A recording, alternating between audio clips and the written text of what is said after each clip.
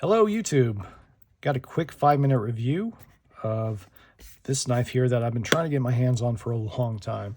This is the Oz Machine Company Roosevelt. So as you can see, when you get out of the box here, you get a nice little box here, has the serial number, date of birth, kind of blade steel and construction type, and everything, and a little signature from the maker. These are a pain in the ass to get your hands on.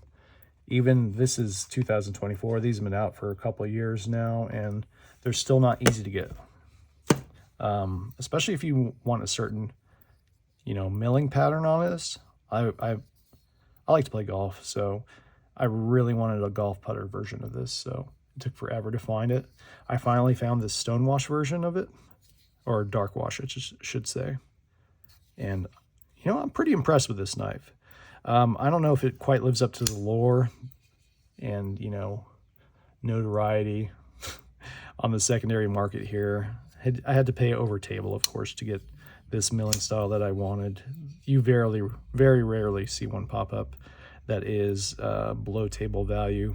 Sometimes you'll see one on around table value, which is, I can't justify paying a lot more, because when these first came out, they were going for like $1,500, almost twice the table price, and just kind of ridiculous if you ask me. Great action on this guy. Action's a little bit lighter than you'd think. D10's a little softer than I expected. I expect it to be whip out. Actually, the first few times I try to open it, if you kind of flick it from the bottom here, and you don't flick it with kind of authority, you can definitely screw up the flick. It's kind of sensitive to the pressure you put on the back here, but other than that, I mean, it's a good looking knife. Ergonomics on this are so good. I mean, it just melts into your hand. Really no hot spot, maybe on the clip a little bit here, but that's about it. The cool thing about these are they're actually two detents on this to kind of make it a little bit smoother, a little less pressure that affects the blade. I mean, it isn't your guillotine drop shut like some people like, but it is nice and smooth on the way down. Comes down with a flick. You can easily back flick it. You can roll it open slowly, and it's just so smooth. I mean, this thing, it feels like just oil, like gliding through oil. You can thumb flick it, of course. Yeah, great knife, great slicer, interesting blade shape. I mean, this thing it's pretty much all belly there, so it's not for everyone. Some people don't like that blade shape. I would love to get my hands on an XL, which came out pretty recently. Of course, it's more of a pain in the ass to find those than this one here. Over travel stop there. Let's get some measurements here. Like, I just kind of messed it up there, but like I said, not the snappiest detent on these, but a little bit lighter, but great action all around still. These 3 ounces exactly. I mean, these are precision milled. That's what it says on the website, 3 ounces. It measures at 3 ounces. Let's see here. Let's get my ruler out here. So here we have 6 3/4 inches or so. Blade length is on their website. The cutting part is 2.9 inches. I'd say total blade length just at 3.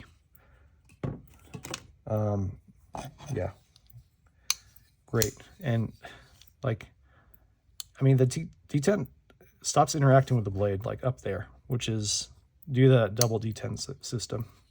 So cool. It's different for sure. Size comparisons real quick. Let's get a PM2. PM2 out here, so substantially smaller than the PM2, and then we'll get our full size bug out. And I mean, it is smaller than bug out, but you're getting a little bit smaller blade as well. So great knife. Really lighter than I thought. It's lighter, it's thinner, it's more streamlined than I expected. I thought this might be a little more durable of a folder, but I mean, this thing feels great. It is well made. Does it live up to the hype for me? Not really. I mean, it's hard to live up to that hype. It is so overhyped over the last couple of years. Finally getting my hands on one. I like it. It's not my favorite. If I had to give this a rating, I would say, you know, a solid 7.8 on this one. Just, I think it's the headache of getting one was the biggest issue. It's so hard to get in on the drops. Secondary market, usually more than it should be. They had a lotto system for a while, and that just, I mean, I probably entered, you know, 15 lottos in a row. Didn't get picked, of course, because, I mean, it's a lottery. But like I said, very good knife, very well made. A little bit smaller than I like, but overall, if this is your design, your aesthetic here, I would say try to get one. Thanks, everyone.